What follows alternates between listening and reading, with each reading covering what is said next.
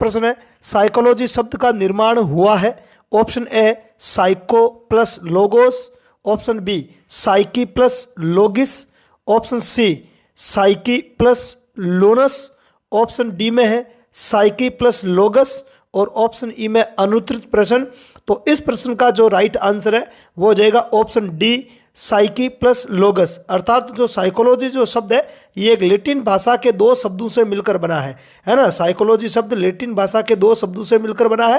पहला शब्द है साइकी और दूसरा है लोगस। साइकी का मतलब होता है आत्मा और लोगस का मतलब होता है अध्ययन। अर्थात आत्मा के अध्ययन को प्रारंभ में क्या नाम दिया गया था, साइकोलॉजी। हालांकि आजकल साइकोलॉजी को व्यवहार का विज्ञान कहा जाता है ना, किसका, व्यवहार का विज्ञान कहा जाता है। लेकिन प्रारंभ में जो ये है उसको आत्मा का विज्ञान माना जाता था और उसी से उसकी उत्पत्ति हुई है, उस शब्द से। दूसरा प्रश्न है, प्लेटो, अरस्तु तथा डेकार्टे के अनुसार मनोविज्ञान था। मतलब प्लेटो, अरस्तु और डेकार्टे थे, उनके अनुसार मनोविज्ञान क्या था। ऑप्शन ए मन का विज्ञान, ऑप्शन बी चेतना का विज्ञान, ऑप्शन सी व्यवहार का विज्ञान, ऑप्शन डी आत्मा का विज्ञान और ऑप्शन ई में है अनुत्तरित प्रश्न। तो इस प्रश्न का जो राइट आंसर है वो हो जाएगा ऑप्शन डी आत्मा का विज्ञान। अर्थात प्लेटो, अरस्तु और डेकार्टे ने साइकोलॉजी को या मनोविज्ञान को क्या माना था, आत्मा का विज्ञान माना था। अगला प्रश्न है, निम्न में से कौन सी स्थिति क्रिया प्रसूत का उदाहरण है। ऑप्शन ए कांटा लगने पर पैर हटाना, ऑप्शन बी खिलौनों से कई खेल खेलना, ऑप्शन सी हाथ पैरों को चलाना, ऑप्शन डी भोजन करना और ऑप्शन ई में अनुत्तरित प्रश्न।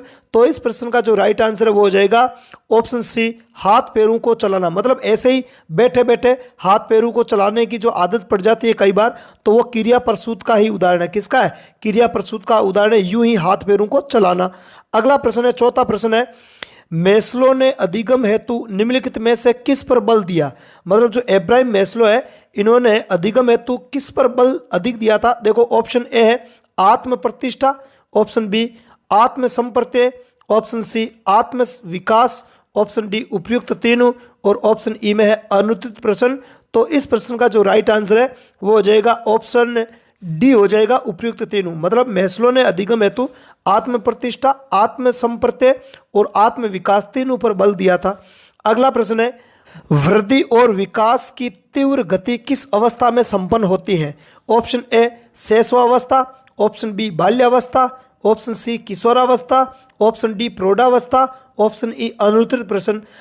तो इसका जो राइट आंसर है वो हो जाएगा अपने शैशवावस्था। मतलब वृद्धि और विकास है वो ज़्यादा किस अवस्था में होता है, वृद्धि और विकास की स्पीड है वो किस अवस्था में ज़्यादा होती है, तो वो हो जाएगा शैशवावस्था। अगला प्रश्न है, जन्म के समय शिशु में हड्डियों की संख्या कितनी होती है।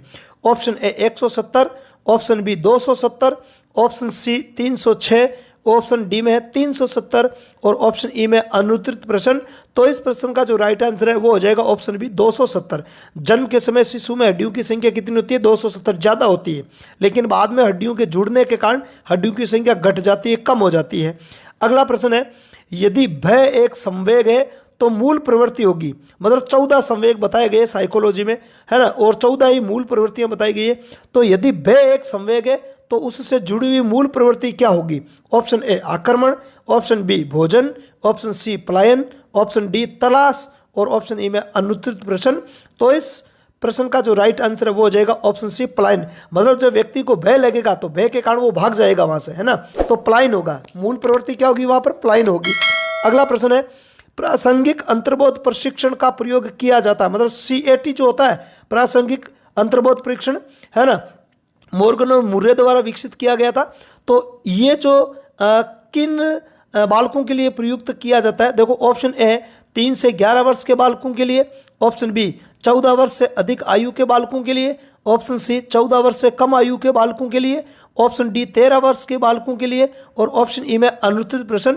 तो इस प्रश्न का जो राइट आंसर है वो हो जाएगा ऑप्शन बी 14 वर्ष से अधिक आयु के बालकों के लिए ये जो प्रशिक्षण है वो अधिक उपयोगी पाया गया है, इसलिए इसका जो राइट आंसर है वो ऑप्शन बी ही होगा। अगला प्रश्न है, मानसिक रोगों, विकारों और कुसमायोजन से बचने हेतु उपाय बताने वाला विज्ञान कौन सा है। ऑप्शन ए मनोविज्ञान, ऑप्शन बी मानसिक स्वास्थ्य विज्ञान, ऑप्शन सी समायोजन, ऑप्शन डी उपयुक्त सभी, ऑप्शन ई में अनुत्तरित प्रश्न। तो इस प्रश्न का जो राइट आंसर है वो हो जाएगा मानसिक स्वास्थ्य विज्ञान होगा। ठीक है, आप सोच रहे होंगे मनोविज्ञान, मनोविज्ञान नहीं होगा। ठीक है, मानसिक रोगों, विकारों और कुसंयोजन से बचने हेतु जो उपाय बताए जाते हैं वो मानसिक स्वास्थ्य विज्ञान में बताए जाते हैं। अगला प्रश्न और आज का अंतिम प्रश्न है, फ्राइड के अनुसार जीवन मूल प्रवृत्ति का संबंध होता है ना। सिगमंड फ्राइड के अनुसार जीवन मूल प्रवृत्ति है ना, दो मूल प्रवृत्तियां सिगमंड फ्राइड ने बताई थी, एक तो जीवन मूल प्रवृत्ति और एक मृत्यु मूल प्रवृत्ति, है ना। तो इसमें से जीवन मूल प्रवृत्ति का संबंध किससे है? ऑप्शन ए मृत्यु से, ऑप्शन बी इच्छा से, ऑप्शन सी ऊर्जा से, ऑप्शन डी विनाश से और ऑप्शन ई में अनुत्तरित प्रश्न। तो इस प्रश्न का जो राइट आंसर है वो हो जाएगा आपके ऑप्शन सी ऊर्जा से। ऊर्जा का मतलब निर्माण से, है ना, निर्माण से। जीवन मूल प्रवृत्ति का जो संबंध होता है वो निर्माण से होता है या ऊर्जा से होता है।